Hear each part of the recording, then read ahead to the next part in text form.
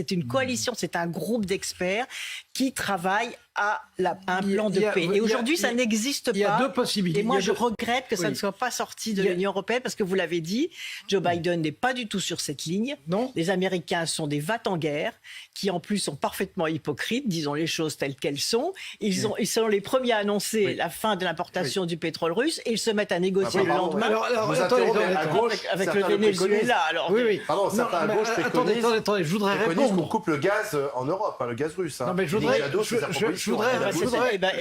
répondre. Si on coupe le gaz et le pétrole russe, est-ce que ça arrête la guerre? Non, ça fait une surenchère supplémentaire. Est-ce que ça gêne les Russes? Non.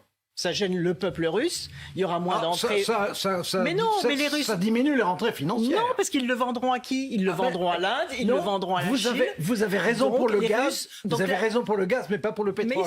Mais si, il y a une telle pénurie de pétrole à l'échelle mondiale que les Russes vendront à d'autres personnes. Donc tous ceux qui nous disent il faut arrêter d'acheter l'énergie parce que c'est cet achat qui finance la guerre, ont tort.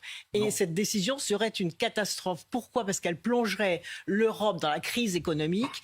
Et n'oublions jamais que la crise économique en Europe entraîne aussi la crise économique en Afrique, par exemple, chez tous les partenaires de l'Europe. Et au moment où nous parlons, il y a une crise de pénurie alimentaire. En Égypte, il y a une flambée du cours des produits alimentaires. En Tunisie. Et on sait que ça, c'est le début du malheur des peuples. On ferait davantage le malheur des peuples que le malheur des dirigeants qui, de toute façon, pour la Russie, trouveront d'autres acheteurs. Donc j'en reviens à la médiation, à l'arrêt de la guerre, parce que c'est ça qui est, à mon avis, crucial. Le dernier mot, allez. On vilipende certains pays africains qui se sont abstenus.